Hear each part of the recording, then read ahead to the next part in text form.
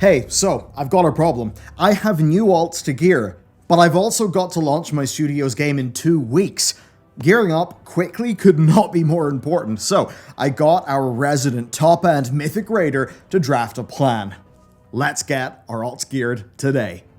Okay, assuming your main has completed these quests, start by getting 5 Sparks of Ingenuity and your Essence Detector by using the alt skip. Just go to this NPC and select the right dialogue option. With this, not only can you craft or get someone to craft 5 bits of eye level 392 gear, but the detector will get you even more sparks as you play. And with crafting, don't be afraid. Asking a crafter in trade chat and then making a personal crafting order is so damn convenient. Just like today's sponsor. Gotcha, it's actually us. So look, guys, there's really big news. The Pale Beyond, which is the game that we've been developing for the last while, it's actually coming out in just 10 days, which is kind of terrifying. Here it is in a deck, which is neat, but people have really loved the demo, and just from all our testing so far, I think we're really headed for a great launch. Yeah, the game is on Steam. If you'd like to check it out, consider wishlisting it on Steam. That truly does help us out a great deal. And if you want a taste of the game, then you can play a 2-hour-long demo for the prologue right now. It's a slightly older build, but you'll get the gist. And over on the Bellular Studios YouTube channel, we've actually dropped a 1-hour-long ambient soundtrack mix, which, yeah, a lot of people are enjoying. So, there we go. It is insane that we're almost at launch. Like, here I am with it running on a deck, which is mad. Yeah, look, obviously we love your support, so I guess thank you for considering. And with that said, let's get back to the video. But wait, you may say, what about Primal Chaos? Primal Chaos is needed to craft that gear, but you can't send it from your main, is what I would have said a week ago. Because now, Blizzard have made it so that you can. Head to this guy at the crafting order area on your main character and purchase this item for 80 Primal Chaos. It's bind on equipped. You can send it to your alt can use it, and for each one that your alt uses, you'll get 60 Primal Chaos, letting you do some crafting. Next then, we need to ensure that our Revival Catalyst is unlocked. Now, you probably won't need this because your main's probably already unlocked it. You're not going to be using the Catalyst just yet, but it's good to have it unlocked so that you can pick up its weekly quest and progress through that as you are doing other things in the game. Remember, the charges for this Catalyst are earned account-wide, but they're spent per character, so this is just awesome for eventually getting your tier gear, and hopefully by the time you've watched this video, you might even have a few charges banked up in your alts. With all that out of the way, I think we need to talk about gear. Okay, if time walking is up, you can always go to the time walking vendors. They actually sell around eye level 340 gear, which can be useful, and then the time walking bosses drop eye level 359 gear, with the weekly quest getting you a piece of normal raid gear. This is absolutely dead handy, as the current scaling for the time walking dungeons just has them fall to pieces. Of course, you can also get basic eye level 343 crafted gear from the auction house, and with that you can fill all gear slots minus 1 ring and 2 trinkets, getting you a fantastic baseline to start with. Next up, go do the world boss. It can drop a 389, simple as that. You won't contribute much damage or whatever at your low item level, but don't worry, that doesn't really matter. The next step then depends on your main, because reps are useful. Muruk Centaur and Dragonscale Expedition have actually got 376 boots, gloves, and 389 legs, but getting those things does require certain renown levels. So here's the thing. Assuming your main is above renown level 20 with both of those reps, your alt will have a 200% reputation boost up to renown level 10 and a 100% boost from renown level 10 to 20. And if your main is maxed out in its renown, then you may even have plenty of bind on account reputation tokens. You can send these to your alt, use them, and then maybe do some of the dragon scale banners, which are found around the world, which of course grant rep, and you could actually allow yourself to get these 3 slots filled with super great pre-raid gear. Okay, content time. You've got a few different choices. Doing all 8 Mythic Zero dungeons is a great source of item level 372 gear, and if you actually get the Titan Training Matrix rank 4, which drops from end bosses, then you can use those to craft or get crafted for you 382 gear. And if the bonus week is the dungeon bonus week, then the end bosses will drop extra gear. And if you do enough dungeons, which can be Mythic Zero or Mythic Plus, you'll get a bit of heroic raid gear, which is great. So this is totally worth doing, even if Mythic Plus is daunting to you, because Mythic Zeros really are a lot more approachable, so you should be just fine. Next, Primal Storms and the Storm's Fury event that was added in 10.0.7 that, if up, can be seen as a world quest icon above the Primalist Future area on your world map. So, doing all 4 Primal Storms, of course killing the end boss, to get the 4 different elemental core turn-ins, that will get you 8 Storm Sigils per week. Then, doing the Storm's Fury event will get you a further 2 Storm Sigils.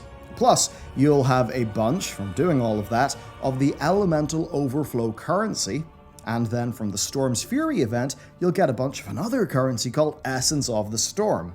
Now, that new currency, Essence of the Storm, can be used along with Elemental Overflow to purchase 389 rings from the event vendor that is found in the Temporal Conflux. She sells some other useful gear too, so that's great. And then, for your Storm Sigils and the rest of your Elemental Overflow, you can use this stuff to buy Primal Storm gear. Buy the base item level 359 pieces in Valdrakken, and then go to the item upgrader to upgrade them to 385 epics. You'll be able to upgrade 1 to 2 pieces per week by doing all of this Storm content. Then, if PvP is your thing, pick up and complete the weekly PvP quests, Sparks of Life, and, if it is up for your faction, Against Overwhelming Odds. Doing these earns you Honor Conquest, and then 2 other currencies, Bloody Tokens, and up to 8 Trophies of Strife. Those Bloody Tokens can be used to purchase item level 366 Drake Breaker gear. It's 366 in PvE and a higher item level in PvP. And you can also earn that Drake Breaker gear from the PvP World Quests. Now, those can be upgraded to item level 385 with Sparks of Life, very much like how the Storm Sigils operate with the Primal Storm gear that I just talked about. And even just getting the 2-set bonus would be pretty nice here for the versatility that you'll get. And then, if it is after the 14th of February, then Conquest points will be uncapped, allowing you to grind up the best PvP gear in the game readily, which also does happen to have a pretty okay starting item level for PvE. Handy if you even just wanted to do your daily, battlegrounds, or perhaps the daily brawl or the brawl quest, which are all handy ways to get those resources. Next, consider looking for raid. Doing all wings will give you chances of item level 376 plus gear, and of course, your chance of getting tier gear, which you'll want because of the set bonus. This will also fill up your Great Vault's raid slots, which will be handy if you don't plan to dive into normal or above raiding. Now, if you want to access an item level 398 cloak real quick, then the Rathian/Sibelian reputation is totally worth considering. For the sake of speed, you can actually purchase your way to the maximum rank by just purchasing Marks of Sarga from the auction house. This was very expensive at the start of the expansion, but now it should only cost around 30,000 gold with the current prices. There is a neck piece from this reputation as well, but you don't need to bother with that because of a piece that we're actually going to be crafting. So by this stage then, if you've done all this content, which in fairness is a lot, your item level will be much higher.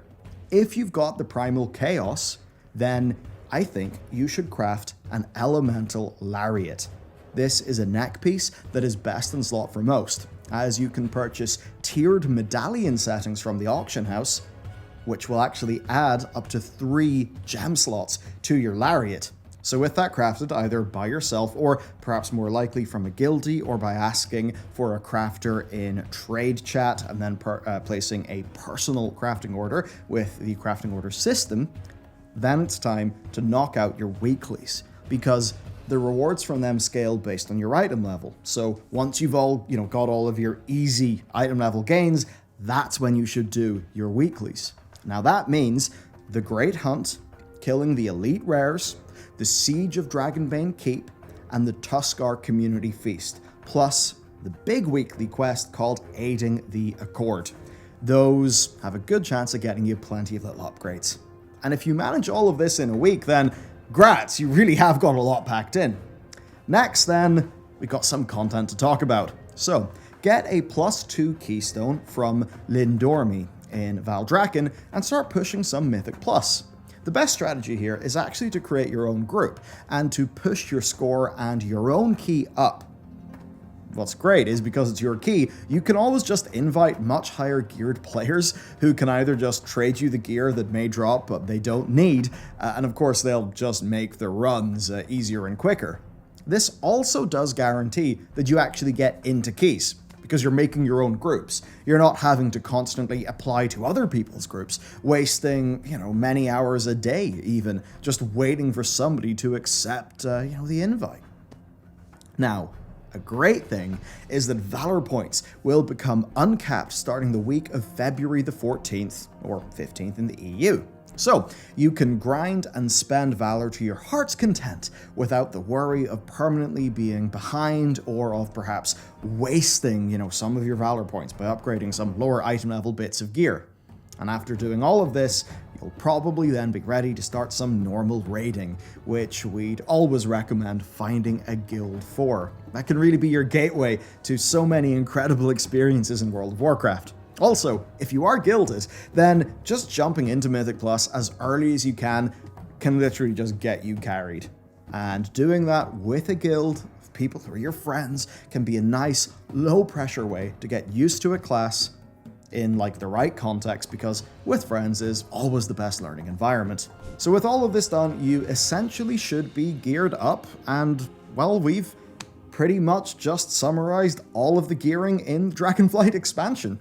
When the weekly reset happens, of course, check in with the Great Vault. If you're lucky, you'll have a bit of tier gear, and once that's done, then consider using the Revival Catalyst to convert any of your Season 1 gear, which does include the gear you'll have got from the Primal Storms, into tier gear, so that you can get your 2 set and your 4 set.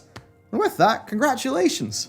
And really, as you can see here, for so many of us, and especially those who are really playing a lot in their mains, you may have so much of that primal chaos that when combined with a Spark of Ingenuity alt skip, you could almost immediately do all of the bits of low-hanging fruit and then craft 5 bits of crafted gear at item level 392, which is a massive boost. And of course, now that we're a few months into the expansion, there are more skilled crafters, so that stuff's not as expensive. The overall market is a lot cooler than the, madness of launch, so quite a few things are a good bit cheaper. Hell, even some of the prices of bind on equip gear that drops from the raid, those have even been falling a little bit, so you might hit up the auction house to buy some pieces. And of course, unlike the Shadowlands, we don't have to worry about our soul binds, our legendary gear, doing Torghast for soul cinders, or any of that muck. As a final note here, patch 10.0.7 is currently in the public testing realm.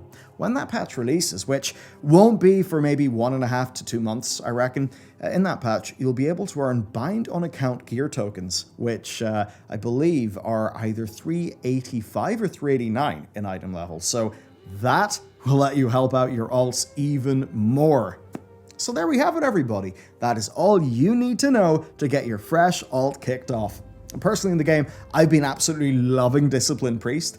My next character is my Rogue that I just leveled up, and after that, I want to do Warrior, and then it's going to be Druid, because Matt has got me too darn interested in all of these great balance and feral changes that we've got. So there you go. Get out there, have some fun. Support our sponsor, of course, to support us, and why not check out this video next?